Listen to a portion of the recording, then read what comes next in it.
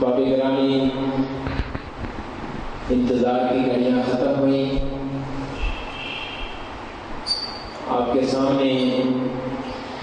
عزت مآب حضرت علامہ الحافظ القاری مختار علی القادری نعیمی ہزاروی صاحب جلوہ افروز ہیں. انشاءاللہ وہ اپنے مخصوص انداز میں بیان آپ کی سماعتوں کی نظر کریں گے. تشریف لا چکے ہیں تو میں نے پہلے بھی 2-3 مرتبہ گزارش یہی کی ہے کہ گیدرنگ بہت کم ہے، تو تمام دوست جو باہر کھڑے ہیں یا ادھر ادھر پھر رہے ہیں، بڑے ادب کے ساتھ ان سے گزارش کروں گا کہ باوضو ہو کر بادب ہو کر محفل کے اندر شرکت کریں اور محفل کی رونق کو دوبارہ کریں. ایک نعت پڑھتے ہیں، اس کے بعد حضرت صاحب کا خطاب شروع کروائیں گے. تمام احباب محبت سے درود و سلام کا نذرانہ پیش کیجیے. صلی اللہ علیہ رسول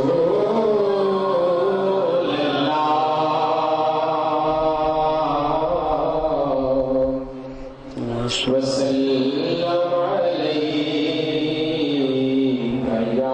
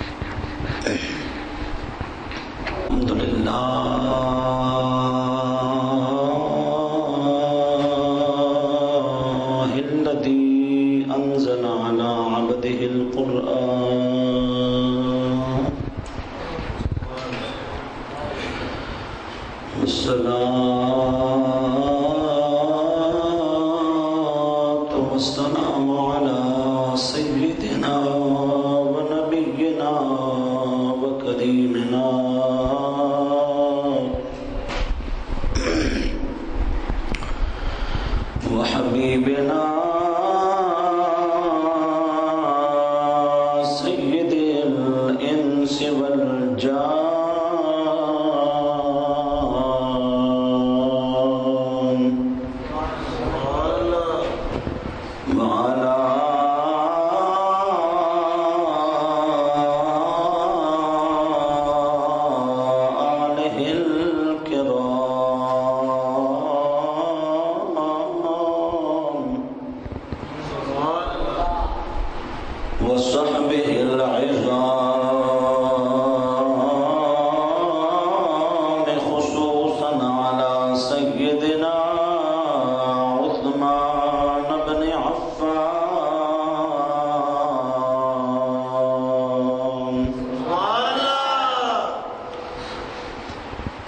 أما بعد فأعوذ بالله من الشيطان الرجيم بسم الله الرحمن الرحيم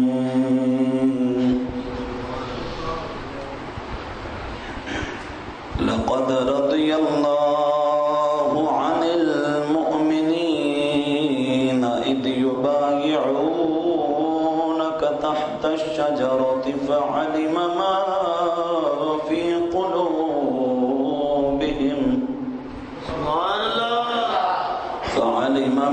في قلوبهم فأنزل السكينة عليهم وأثابهم فتحا قريبا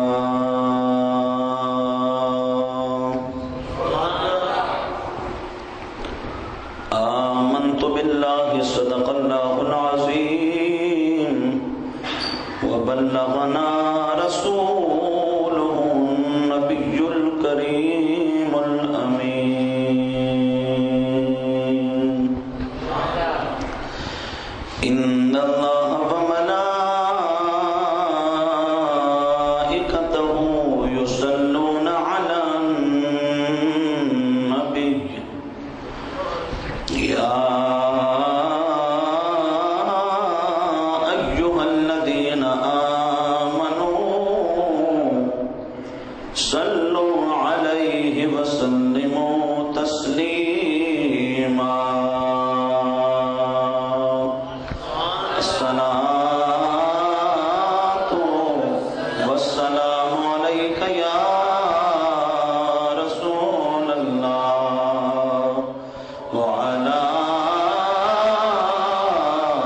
آلك وأصحابك يا حبيب الله الصلاة والسلام عليك يا جد الحسن والحسين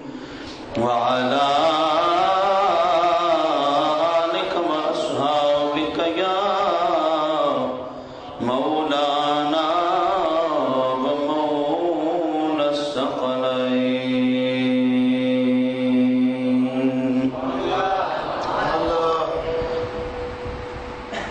اللہ اللہ یہ تھی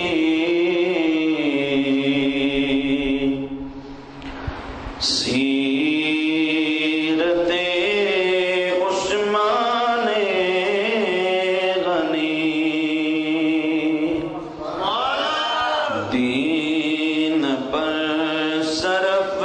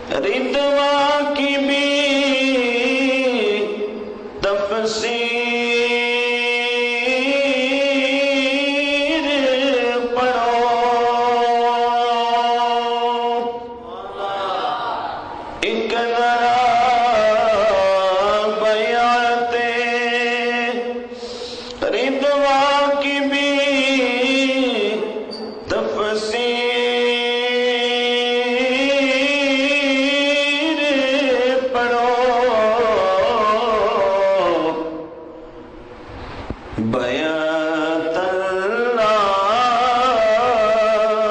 کی ہے بیعت عثمان غنی بیعت اللہ کی ہے بیعت عثمان غنی اور ہر دم اور ہر نفس شان حیات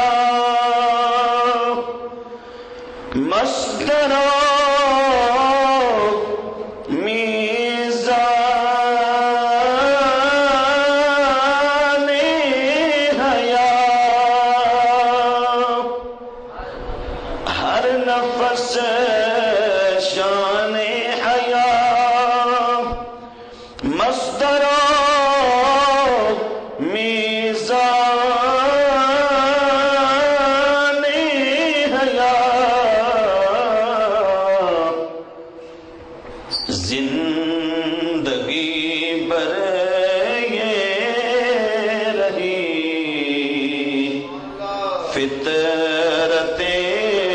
عثمان غنی دین پر صرف ہوئی دولت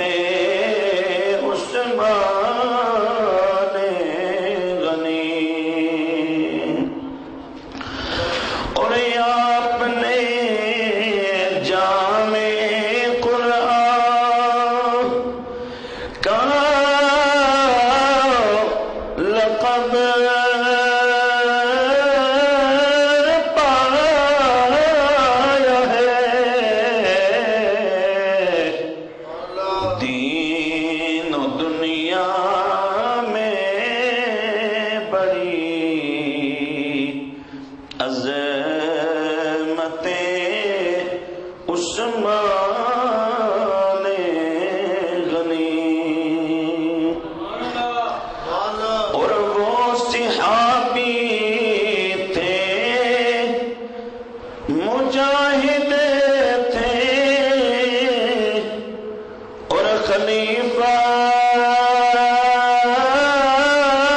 تھے نصیب وہ صحابی تھے خلیفہ تھے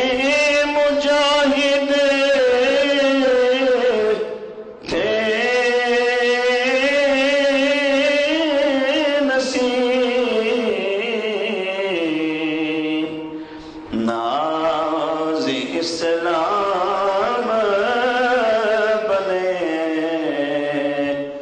حضرت عثمان غنی ناز اسلام بنے حضرت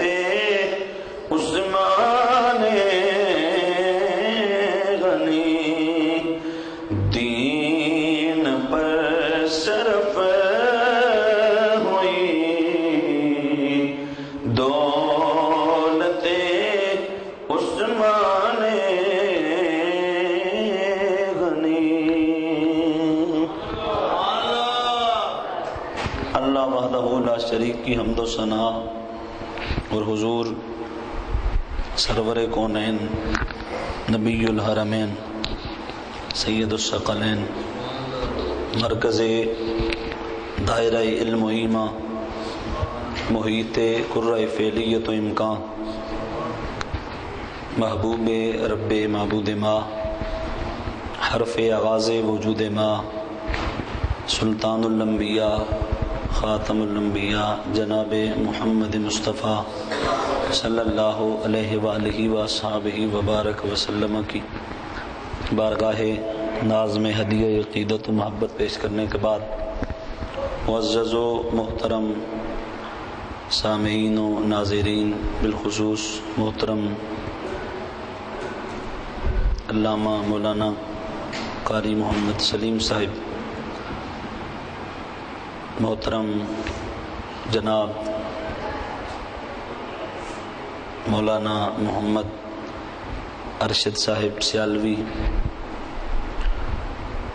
السلام علیکم ورحمۃ اللہ وبرکاتہ۔ اللہ جل مجدہ الکریم کی مہربانی اور مالک کی توفیق سے ہمیں چند گھڑیوں کے لیے اپنے مالک کے حضور حاضری کی توفیق نصیب ہوئی۔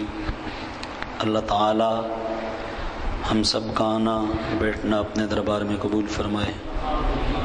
اور ہمیں قرآن و سنت کو سمجھنے کی اور دوسروں کو سمجھانے کی توفیق عطا فرمائے۔ آج کا ہمارا موضوع، عنوان اور ٹاپک حضرت جناب سیدنا عثمان ابن عفان رضی اللہ تعالی عنہ آپ کی بارگاہ ناز میں کچھ اپنا نذرانہ پیش کرنا ہے۔ اللہ تعالی مجھے حق سچ کہنے کی توفیق عطا فرمائے۔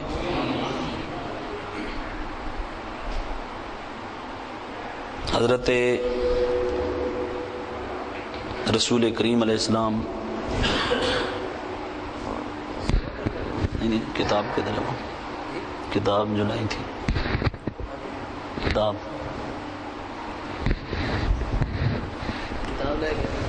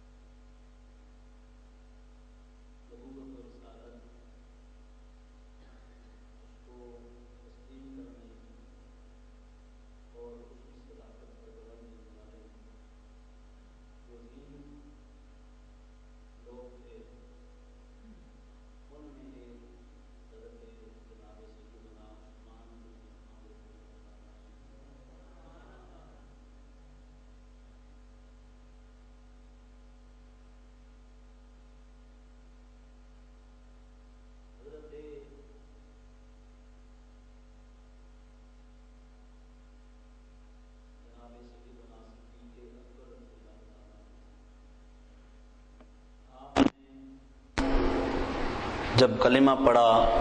اسلام لے آئے، تو اس کے بعد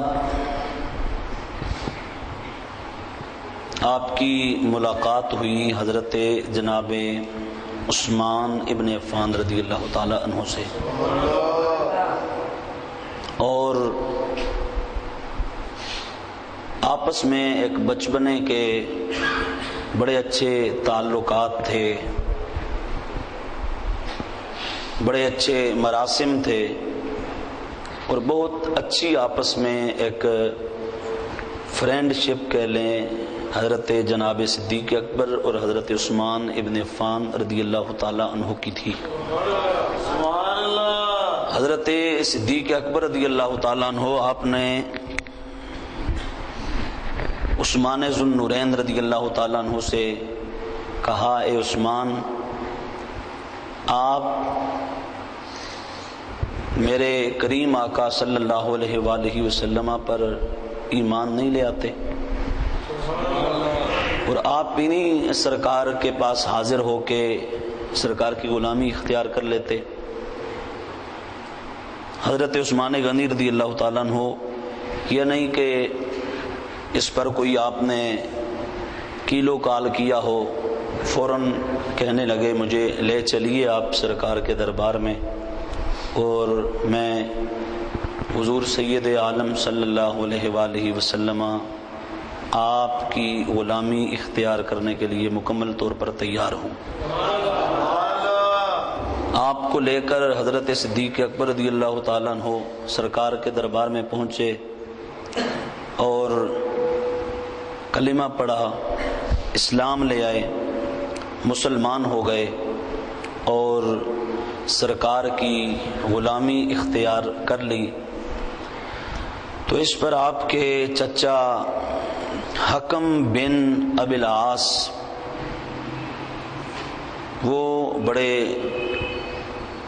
لال پیلے ہو گئے، آگ بگولا ہو گئے، اور انہیں جب یہ اطلاع ملی کہ عثمان نے وہ نئی نبوت لے کے آنے والے نبی کو سچا نبی مان لیا ہے، تو آپ کے چچا نے بلایا اور بلا کے پہلے تو ڈانٹ ڈپٹ کی کہ آپ چھوڑ دیجیے ان کا ساتھ،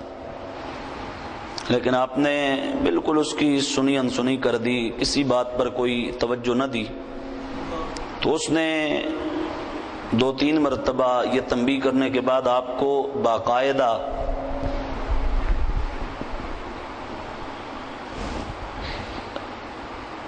پابند کر لیا اور جکڑ دیا زنجیروں میں، اور مسلسل مارنا شروع کر دیا، زد و کوب آپ کو کیا، کافی ستایا، تنگ کیا، اور بہت کڑی قسم کی سزائیں دی۔ لیکن حضرت عثمان غنی رضی اللہ تعالیٰ عنہ آپ نے اتنا کچھ برداشت کر لینے کے بعد پھر ایک مرتبہ چچا کو مخاطب کر کے فرمایا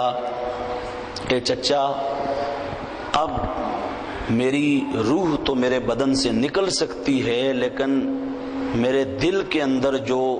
محمد مصطفیٰ کا پیار اتر چکا ہے وہ نہیں نکل سکتا، اور اس محبت کو اب وہاں سے نکالنا یہ بہت مشکل ہے، وہ نہیں نکل سکتی۔ اب یہ روح نکل جائے گی، جان میری جو ہے وہ جان آفریں کے سپرد ہو سکتی ہے،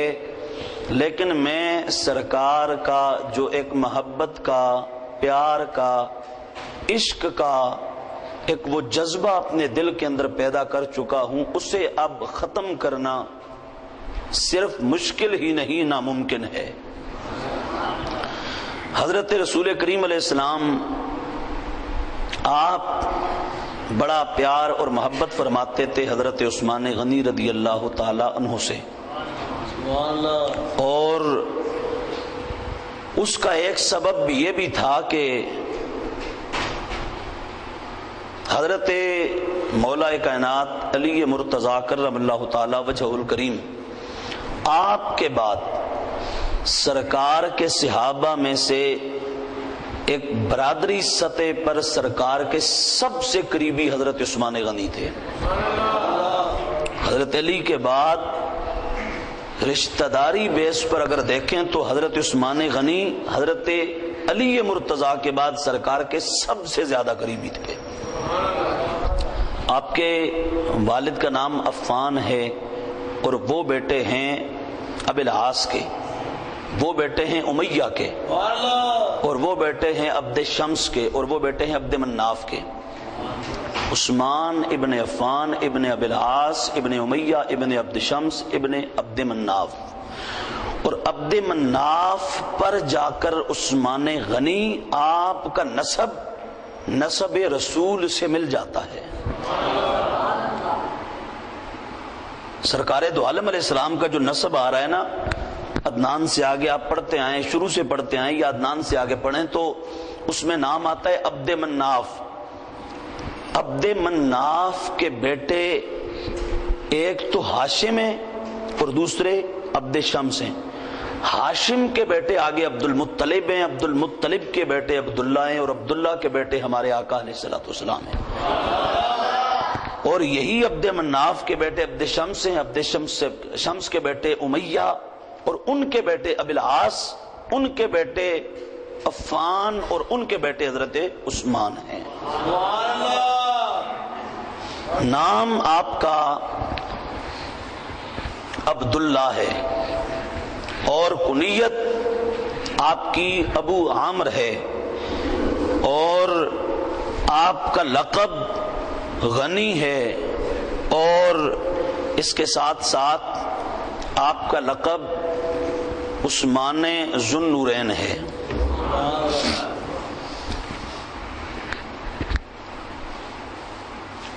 اور ذو النورین آپ کو اس لیے کہتے ہیں کہ حضور نبی اکرم نور مجسم شفیع معظم سرور کون و مکان صلی اللہ علیہ وآلہ وسلم کی دو بیٹیاں یکے بعد دیگرے حضرت عثمان غنی کے نکاح میں آئیں، اس لیے آپ کو ذو النورین کہتے ہیں۔ اور اسی کا ترجمہ کرتے ہوئے اعلی حضرت امام احمد رضا فاضل و محدث بریلوی رحمۃ اللہ تعالی علیہ آپ فرماتے ہیں، نور کی سرکار سے پایا دو شالہ نور کا، نور کی سرکار سے پایا دو شالہ نور کا۔ شالہ کس کو کہتے ہیں؟ شالہ کہتے ہیں چادر کو۔ کس کو کہتے ہیں؟ دو شالہ سرکار سے دو چادریں پانے والے۔ اب دو چادریں کیا ہیں؟ دو چادروں سے مراد عفت و طہارت کی دو چادریں سرکار کی دو بیٹیاں ہیں۔ نور کی سرکار سے پایا دو شالہ نور کا، ہو مبارک تم کو ذوالنوریں جوڑا نور کا. یہ اعلیٰ حضرت کا شعر ہے اور یہ اس کا ترجمہ ہے. سرکار نے ایک بیٹی عطا فرمائی اور اس کے بعد پھر ان کا وصال ہو گیا تو دوسری بیٹی دے دی. پھر اس کے بعد نبی کریم علیہ السلام فرمانے لگے صحابہ اب عثمان کا نکاح کر دو، اگر میری اور بیٹی ہوتی تو وہ بھی عثمان کو دے دیتا. اب ظاہر خوش تھے تو تب سرکار یہ فرما رہے تھے. حضرت عثمان غنی سے ایک دلی محبت تھی تو تب سرکار ایک اس پیار برے لہجے میں ان کے مزید نکاح اور شادی کے اہتمام کی ترغیب اور اس کی طرف صحابہ کو رغبت دلا رہے ہیں. بلکہ ایک روایت کے اندر آتا ہے نبی کریم علیہ السلام نے فرمایا کہ اگر میری 40 بیٹیاں ہوتیں تو میں ایک ایک کر کے وہ 40 عثمان کے نکاح میں دے دیتا. اس لیے کہ عثمان اس کی طبیعت میں اللہ نے حلم اور بردباری رکھی ہے.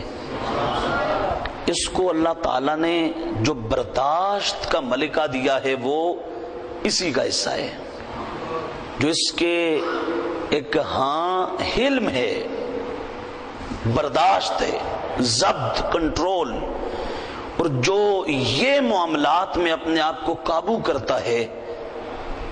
اور ایسے سیریس معاملات میں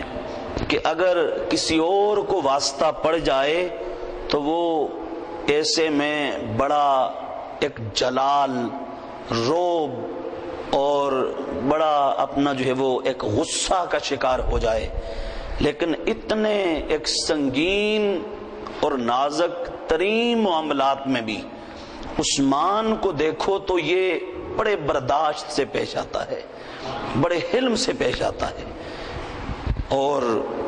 بڑا اپنا جو ہے وہ ایک صبر اس سے پیش آتا ہے.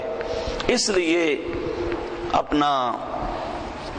فیصل آباد کے ہمارے ایک بہت بڑے علامہ اور بہت بڑے اپنا شاعر، محب نبی، محب صحابہ، محب اہل بیت، حضرت رسول کریم علیہ السلام اور آپ کی آل اور آپ کے صحابہ سے بڑی محبت کرنے والے ایک ہمارے علامہ گزرے ہیں. وہ حضرت عثمان غنی کا ذکر کرتے ہوئے فرماتے ہیں کہ عثمان کو اگر نا کوئی 2-4 لفظوں میں سمجھنا ہے تو وہ میں یہ عرض کیے دیتا ہوں. کہا مخزن جود و سخا کا نام عثمان ہے. مخزن جود و سخا کا نام عثمان ہے اور پیکر حلم و حیا کا نام عثمان ہے اور صاحب صبر و رضا کا نام عثمان ہے اور اہل حیا کے پیشوا کا نام عثمان ہے. یہ میں بالکل آپ کو نا وہ سارے جو پھیلے ہوئے دفتر وہ 2-4 لفظوں میں ایک عاشق کے لکھے ہوئے ہیں، محبت سے اس نے لکھے ہیں. میں بھی اس سے لذت لیتا رہا، آپ بھی لے لیں. اب وہ ساری تفصیل یہ جتنا کچھ نا احادیث میں پھیلا ہوا ہے اس کو لفظوں میں پرو دیا، موتیوں میں اور ایک لڑی میں جمع کر دیا. کہا کہ مخزن جود و سخا کا نام عثمان ہے اور پیکر حلم و حیا کا نام اور صاحب تسلیم و رضا کا نام عثمان ہے. اہل حیا کی دنیا کے پیشوا کا نام عثمان ہے اور اتقیا کے پیشوا کا نام عثمان ہے اور اغنیا کے تاجدار کا نام عثمان ہے. مصطفیٰ کے داماد کا نام عثمان ہے اور محبوب رب لم یزل کا نام عثمان ہے. عاشق حسن ازل کا نام عثمان ہے اور کوکب فلک محبت کا نام عثمان ہے اور شناور بحر شرافت کا نام عثمان ہے. شاہ سوار میدان شرافت کا نام عثمان ہے. واقف رمز حقیقت کا نام عثمان ہے. اور آبروئے دین متین کا نام عثمان ہے، ناموس اسلام کا نام عثمان ہے، جامع قرآن کا نام عثمان ہے، کامل الحیاء والایمان کا نام عثمان ہے، اور عفان کے بیٹے اور نبی کے غلام کا نام عثمان ہے۔ تو حضرت عثمان ذو النورین رضی اللہ تعالی عنہ، آپ نبی اکرم سرور دو عالم صلی اللہ علیہ وآلہ وسلم آپ سے ایک ایسا رشتہ کہ جو میں ایک مختصر کہوں تو حضرت جناب آدم علیہ السلام سے لے کر نبی اکرم صلی اللہ علیہ وآلہ وسلم تک کسی نبی کا کوئی امتی اس معاملے میں حضرت عثمان غنی کا جو ہے وہ ہم منصب نہیں کہ کسی نبی کی دو بیٹیاں حضرت عثمان کے علاوہ کسی اور کے عقد اور نکاح میں نہیں آئی۔ حضرت عثمان غنی آپ واحد وہ انسان ہیں کہ جن کے نکاح میں نبیوں کے سلطان حضرت سید آمنہ کے چاند کی دو بیٹیاں آئی ہیں، اور دو بیٹیوں سے آپ کا نکاح ہوا، اور یہ ایک سرکار کی محبت تھی، اور حضرت عثمان غنی کو بھی سرکار سے بڑا پیار، بڑی محبت اور عشق اور الفت اور انس کا رشتہ تھا۔ بلکہ میں مختصر یہ کہوں تو حضرت عثمان غنی کی ساری زندگی کو آپ پڑھیں، مطالعہ کریں ان کی سیرت کا، حیات طیبہ کا، تو حضرت عثمان غنی کی پوری زندگی مکمل حیات وہ سرکار کی محبت اور عشق کی آئینہ دار ہے۔ آپ کے ایک ایک قول سے، ایک ایک فعل سے، ایک ایک عمل سے سرکار کی محبت جھلکتی ہوئی نظر آتی ہے، آپ کا عشق ٹپکتا ہوا نظر آتا ہے، اور آپ کی الفت، اس کی بہاریں کھلتی ہوئی آپ کی ایک ایک عمل سے اور ایک ایک آپ کے قول و فعل سے نظر آتی ہیں۔ حضرت رسول کریم علیہ السلام آپ اپنے صحابہ کے ہمراہ نکلے، اور ارادہ تھا کہ جانا ہے اللہ کے گھر کی زیارت کرنے کے لیے، کعبۃ اللہ کا طواف کرنے کے لیے، حرم کی معطر پرکیف اور روح پرور اس سما میں ایک پہنچنے کے لیے ارادہ کر کے مدینہ طیبہ سے نکلے سن 6 ہجری کو، اور ماہ ذی قعد اس میں نکلے، جو یہ مہینہ چل رہا ہے آج 29 ہے، تو اسی ماہ میں سرکار نکلے تھے۔ جب پہنچے آپ حدیبیہ کے مقام پر، اب ارادہ جو لے کر صحابہ اور نبی اکرم صلی اللہ علیہ وسلم نکلے تھے وہ یہ تھا کہ ہم نے طواف کرنا ہے، عمرہ کرنا ہے، اور اس کے بعد واپس آ جانا ہے۔ کوئی جنگ کا ارادہ تھا نہیں، کوئی اپنا کافروں سے لڑنے کا ارادہ تھا نہیں۔ جاتے ہوئے ہر ایک اپنے ساتھ ایک ایک باقاعدہ قربانی کا جانور بھی لے کے چلا، ہاں ایک ایک تلوار اپنے پاس تھی، وہ کسی بھی خطرہ سے نمٹنے کے لیے ایک ایک تلوار اپنے پاس، اور وہ تو حفاظت کے طور پہ ہر بندے کو یہ لازم ہے کہ وہ اپنی حفاظت کا جو ایک انتظام ہے، تدبیر ہے، اور اس حوالے سے ایک ارینجمنٹ ہے، وہ ہر بندے کو کرنا چاہیے۔ تو جاتے ہوئے نا ایک ایک تلوار تو بہرحال ان کے پاس تھی اپنی ذاتی حفاظت کے لیے، باقی قربانی کا جانور لے کے نکلے، احرام باندھ لیا۔ اب حدیبیہ کے مقام پر پہنچے تو کافروں کو آگے یہ اطلاع مل گئی کہ ایسے 1400 صحابہ کے ہمراہ